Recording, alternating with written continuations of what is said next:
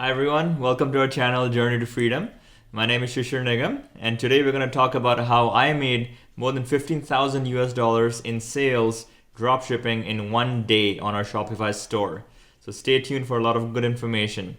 I'll be touching on how it happened, exactly what methods I used to reach that sales milestone, and also what our profit breakdown was on that one day. So make sure you stay till the end of the video when I'll reveal our profits for that one day of sales in December.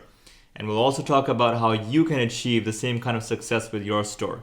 So make sure you stay till the end of the video to catch all the good content, and make sure you subscribe to our channel if you're liking the content. So let's get into it directly. How I made $15,000 in one day dropshipping. So key point here is that it did not happen overnight. That is the main thing you have to understand. There is no such thing as overnight success. No matter how many videos you see of other people who are showcasing their sales, understand that many people, nearly everybody, goes through many multiple failures and attempts before they reach a milestone like this. And we were no different.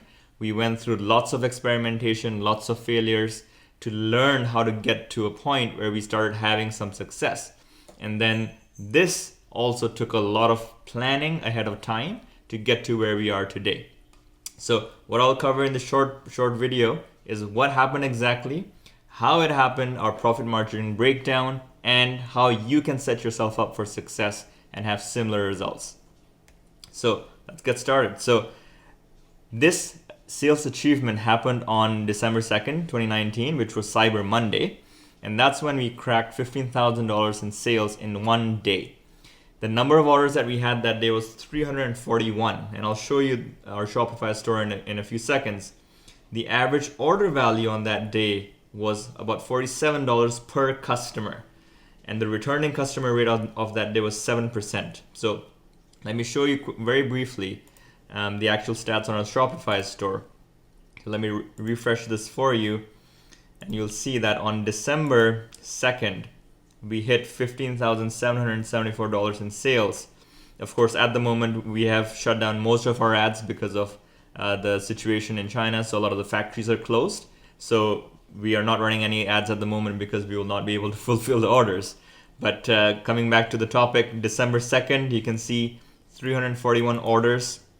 And if I go to our analytics page, again, you'll see, I'll show you the specifics of that particular date, December 2nd. Again, so 15,700 in sales. So Zipify one-click upsell is one of the main apps that we use to increase our average order value, and the large majority of our orders are processed through that app at checkout. Hence why you see the biggest chunk of the sales coming through there. Like I said, 7% returning customer rate, average order value of nearly $47, and 341 orders in total in one day. So this was definitely an eye-opening day for us as well. And a lot of effort went into preparing for that day, which is what I mentioned. There's no overnight success. A lot of planning went into it and how it happened. So the build up to Cyber Monday, the main thing was that we had a full month of pre-Black Friday weekend marketing campaigns happening, which was the main objective of that was to build up warm audiences that we could then retarget on Black Friday and on Cyber Monday. So we had a whole slew of different campaigns and strategies to build up that warm audience. One of them, for example, was content marketing, writing up articles and driving traffic to those articles so that people get interested and hear about your brand. Not necessarily to buy a product, but just to read an article for gifting ideas for the holidays, right? So many people are looking for gifting ideas in that time span. So you write an article about gifting ideas that people like to read. Another thing that we did was we ran a giveaway campaign. And this was in return for messenger subscriptions. We used an app called Recart for this, and we drove messenger subscriptions through an ad campaign on Facebook. And the incentive was a free giveaway. Thirdly, we also ran a pre-Black Friday lead generation campaign, which was to capture emails. So we would say people who, if you're interested in receiving offers before everybody else, sign up to our exclusive email list. And that created a third type of warm email list of people who were very receptive, and they were looking out for your offers when you launched them on Black Friday and Cyber Monday. Of course, throughout that entire month before Black Friday, Cyber Monday weekend, we were testing lots of lookalike audiences. We were testing lots of different creatives to understand what was working and what was not working.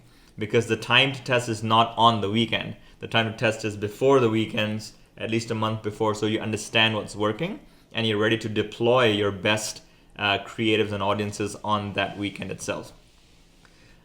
Another aspect here is we tailored a lot of our creatives specifically to Cyber Monday. So on Cyber Monday, all the ads that we were running were not the same ads that were running before. The creatives were the same, but the copy, the angle was different. So the angle was a lot more urgency oriented, and it was indicating to people that this is the last day for you to take advantage of these offers.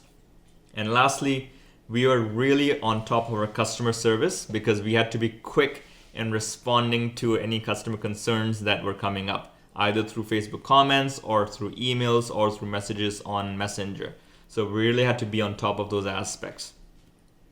So covering a bit on specifically on what our Facebook ads campaign structure looked like on that one Cyber Monday. Okay, so I'll go through this in a bit more detail, and I'll show this to you in our ads manager as well, so that you really get an idea of how we executed our Facebook ads campaign on Cyber Monday to generate $15,000 in sales. So first of all, what you'll see is that we had 3 lookalike audience CBOs that were running. And I'll go back and forth between my ads manager and the presentation so that you can keep track. So I'll show you what I'm talking about. We have 3 different lookalike audience CBOs that we're running. And coming to my ads manager here, you'll see that for the day of December 2nd, the total, I'll refresh this page for you, we spent slightly more than $8,000 in Facebook ads spend on that day alone. And you can see that it generated about a 2x ROAS. You'll see that our purchase conversion value is slightly higher than our actual sales, and that's because we uploaded some offline conversions later on and there was probably some double counting, but our actual sales figure is what you saw on the Shopify store. So as you can see here, our $8,000 in ad spend that day was split up amongst a few different campaigns that were running all parallelly. So the 3 CBO campaigns that I mentioned, one of them spent about $230 in total, the second one spent $1,800, and the third one spent about $1,200 in that one day.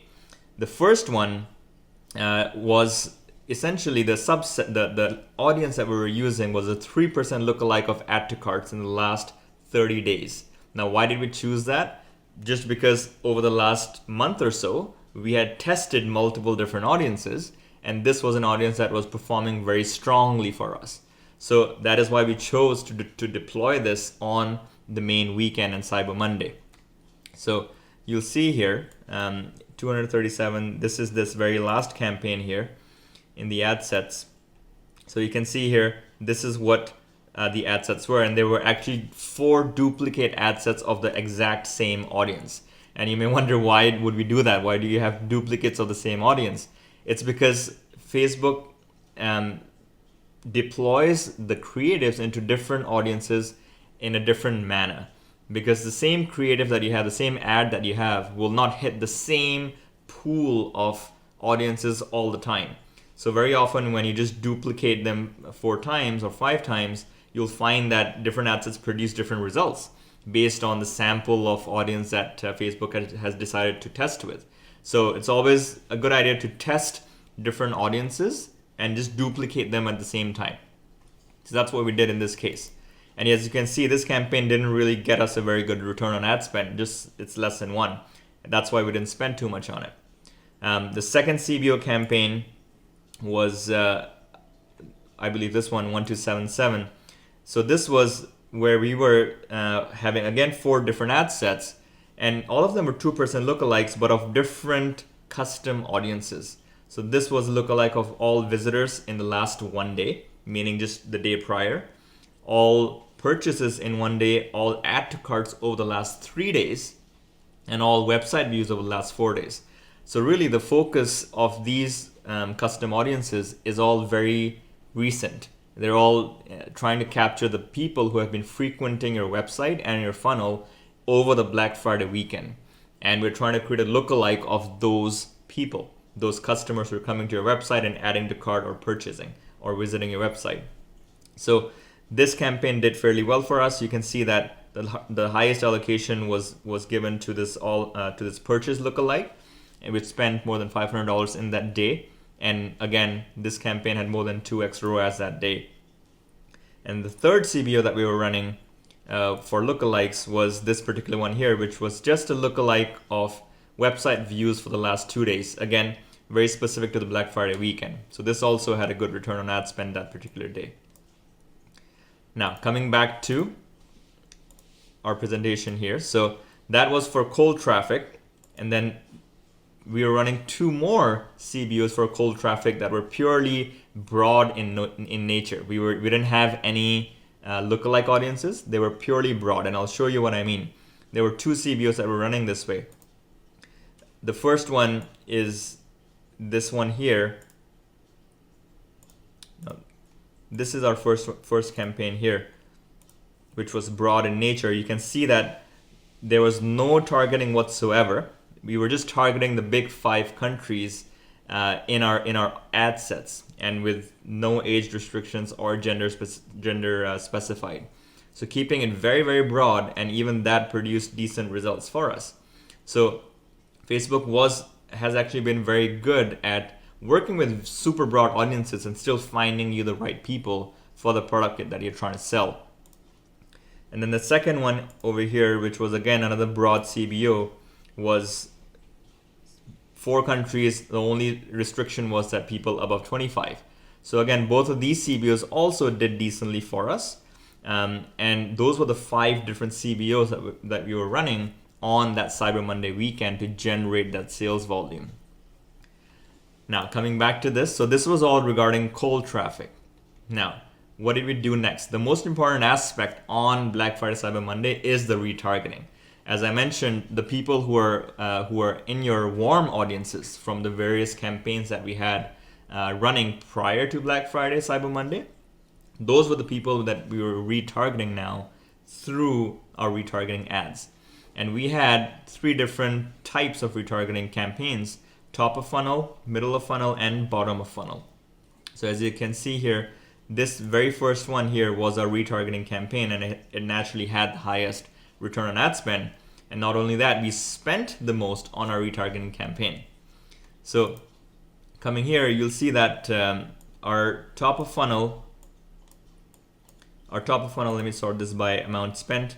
So there are 4 main campaigns which were spending money: 1 top of funnel campaign, 1 bottom of funnel, and 2 middle of funnel campaigns. So what you'll see here, as I was mentioning, in the top of funnel, we were targeting the custom audiences for Facebook post saves and Facebook engagement over the last 7 days.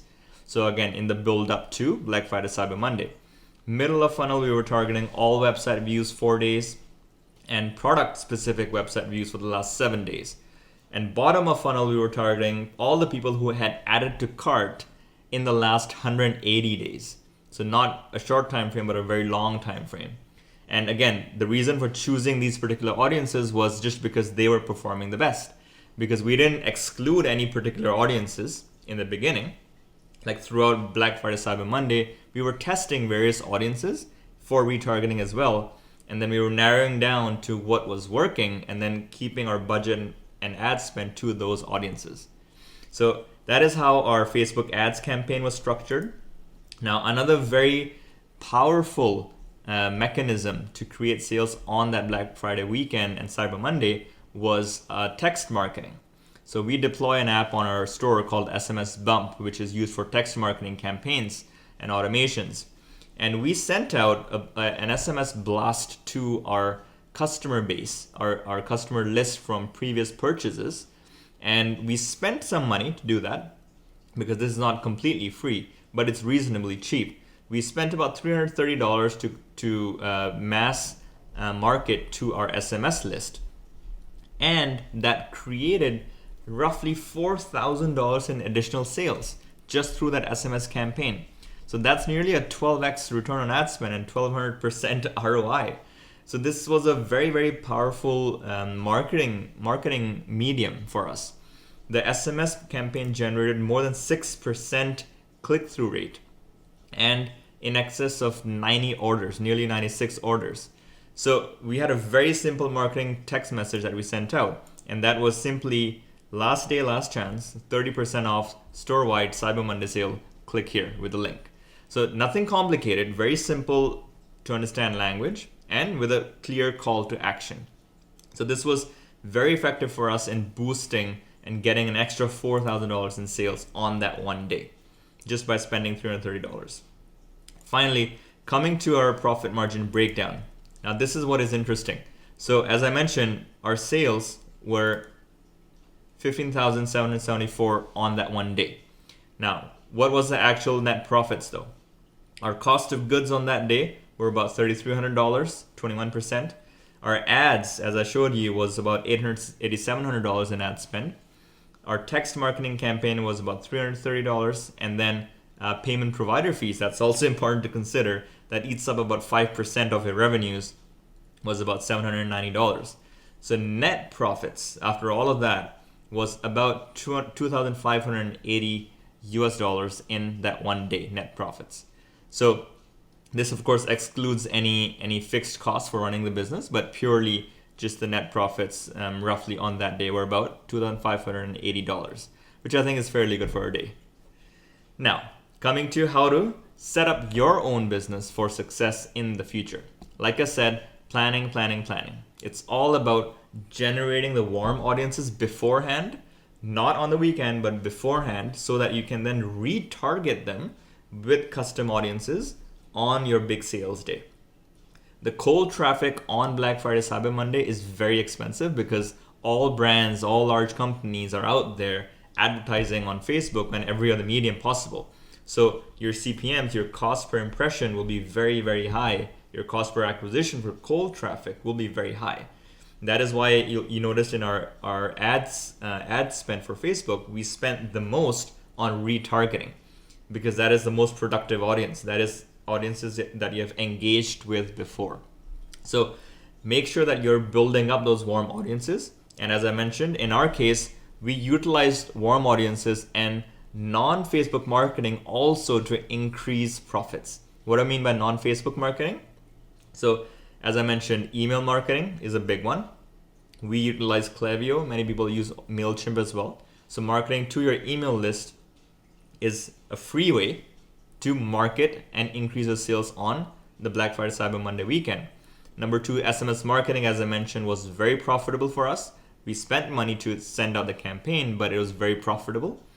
Thirdly, Facebook Messenger flows. So if you are actively developing a Messenger subscription list, then you can send a Messenger campaign to that list through an app called Recart.